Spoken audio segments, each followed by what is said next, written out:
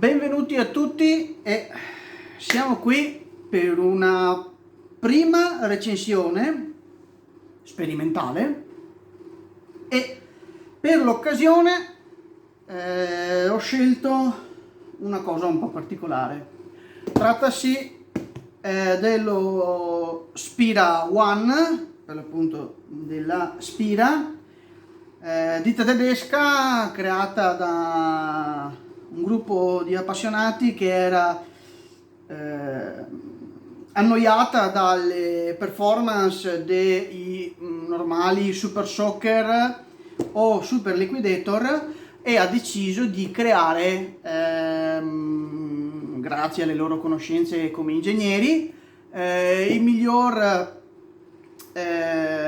migliore water gun che si potesse fare. Andiamo ora a guardare cosa contiene il pacco, che è di una ottima fattura, ha per l'appunto una finitura opaca bianca con le strisce del colore del corpo dello Spira che si va ad acquistare, e sono disponibili ovviamente sia in rosso che in blu. Andiamo a aprire il packaging e andiamo a vedere che abbiamo la classica struttura di cartone simile a repliche Ares da Softair, si intende. Abbiamo un manuale di un decente spessore in diverse lingue, che giustifica per l'appunto lo spessore del manuale, e dopodiché ci sono una serie di foglietti illustrativi che vanno a spiegare le varie funzioni e funzionalità della, chiamiamola replica, anche se replica non si tratta, perché è una vera e propria water gun elettrica. Infatti vi viene data di serie un cavo USB tipo C per andare a ricaricarla, ha una batteria da 14 volt interna che è nel retro del calcio. Andiamo a scartarla e ad aprirla.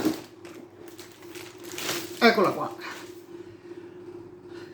La Spira One è composta di plastica, alcuni componenti di metallo ovviamente all'interno. La cosa interessante è che utilizza delle parti gommate sulla impugnatura per l'appunto avere un ottimo grip anche quando la water gun sarà bagnata. Molto solida, anche perché, come si possono notare, ci sono viti piantate un po' lungo tutto il profilo, quindi non scricchiola, non fa versi, è solida. L'unico punto dove si può sentire un po' di gioco è sul calcio, perché per l'appunto che sta scheletrata non ha una vite sul fondo, e quindi se proprio si vuole tirare qui si muove un pochino la plastica di questo fondello. Per quanto riguarda per l'appunto l'utilizzo, semplicemente sotto il pistol grip abbiamo la nostra USB-C per andare a ricaricare, abbiamo il nostro pulsante di accensione, abbiamo il nostro grilletto bidirezionale. Tirando da una parte si va ovviamente a sparare, tirando dall'altra si va ad attivare la pompa che risucchia l'acqua all'interno del serbatoio interno, che va da circa da qua fino a qua. È un cilindro per l'appunto che tiene 750 ml d'acqua. Nella parte inferiore qui c'è la pompa che per l'appunto prende l'acqua dal foro inferiore. Dal foro superiore ovviamente c'è un sistema di valvole che lo va a rilasciare, comandato tutto da un sistema elettronico che ha sede nel calcio, perché molto intelligentemente hanno sigillato la batteria da 14 volt da 2000 mAh e tutta l'elettronica all'interno del calcio.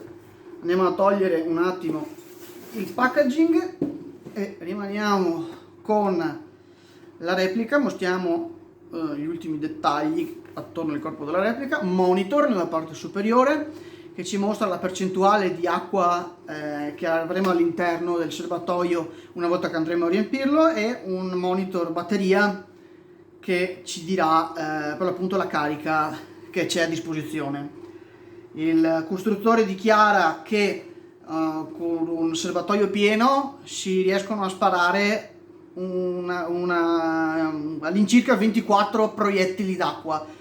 Proiettili d'acqua perché per l'appunto utilizzano un sistema di compressione che lancia dei getti d'acqua concentrati da 30 ml che per l'appunto hanno proprietà un po' migliori paragonate alle comuni water gun che fanno un getto che a una certa distanza tende ad aprirsi. Qua invece il proiettile d'acqua rimane compatto e quindi vantano performance migliori.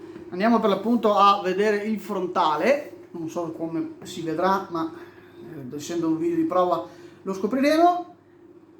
Qui nella parte superiore abbiamo la canna principale, sotto abbiamo il punto d'ingresso da dove la pompa dell'acqua che è montata internamente va a succhiare l'acqua e metterla all'interno del serbatoio integrato di questa particolare replica. Il grilletto, come dicevo, è elettronico, è molto positivo l'ingaggio del grilletto, quindi si sentirà molto bene, come si può dire, si sente molto bene lo stacco del grilletto, cioè non è una cosa malfatta. Per esempio, tipo, se qualcuno di voi conosce per esempio il grilletto della Scorpion Evo, diciamo che era non sempre prevedibile nel suo punto di scatto. Qui invece il lavoro è stato fatto molto meglio perché si sente che c'è una parte meccanica che va ad attivare il micro. La parte invece frontale, la pressione nel frontale del grilletto va ad accendere la pompa, come dicevo, e quella non ha un ritorno a molla perché per l'appunto bisogna tenere la posizione fin quando che la pompa non va a riempire completamente il serbatoio. Nella parte bassa abbiamo il pulsante d'accensione, come dicevo. Per poter sparare con la replica quindi si accende, si immerge la punta in acqua, si consigliano di tenerla inclinata a 45 gradi, si va a riempire il serbatoio. Ovviamente il monitor ti dice la capacità del serbatoio quando sarà piena. Nel momento in cui si è riempita ovviamente si disingaggia la modalità di ricarica e si può sparare. C'è una sorta di camera di sparo, chiamiamola, anche se non è proprio il nome più corretto per descriverlo, che praticamente contiene una riserva di acqua sufficiente a farti sparare 3 colpi. Ogni secondo e mezzo uno di questi colpi va a ricaricarsi. Cosa vuol dire? In maniera più pratica, che se tu vai a sparare rapidamente spari 3 colpi, ma dopodiché la replica si blocca perché deve ricaricare questa sorta di scorta interna di 3 colpi e ci vuole un secondo e mezzo circa perché si ricarichi ogni colpo. Vediamo l'accensione. Come si può ben notare, qua segna 0% perché d'altronde è scarica d'acqua. Infatti il costruttore consiglia di metterlo via scarico d'acqua. Questa era la pompa che si attivava. Ovviamente ha fatto un flash sul monitor perché sentiva che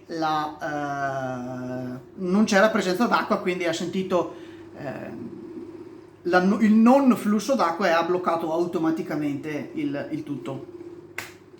Il grilletto ovviamente è bloccato perché non c'è scorta d'acqua.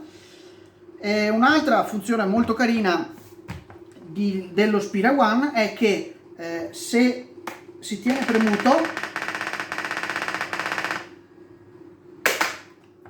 questo era la modalità super colpo, che ha anche la doppia funzione di andare a resettare la nostra replica e così si può spegnere e riporre secondo istruzione del costruttore, perché sia questa pressione prolungata del grilletto va a lanciare un getto d'acqua più potente, per l'appunto consideriamolo una sorta di super colpo, sia serve per svuotare completamente il serbatoio nel momento in cui noi non vogliamo andare a riporre la replica e a andarla a spegnere nella maniera più corretta possibile, perché per l'appunto il costruttore consiglia di non tenere all'interno della replica qualsiasi scorta d'acqua, bisogna svuotarla completamente, per l'appunto andando a fare un super colpo anche nel momento in cui tu hai 0% sul monitor della capacità. Adesso andiamo a vedere quanto va a pesare la nostra Spira One completamente scarica. Si gira sui 1800 grammi, abbastanza leggera. Ovviamente si sa che una volta riempita con 750 ml d'acqua peserà all'incirca 7 etti e mezzo in più, ovviamente. Credo proprio di aver detto tutto a proposito di questa bellissima water gun made in Germany. Dal vostro amico Tank è tutto, arrivederci e alla prossima review.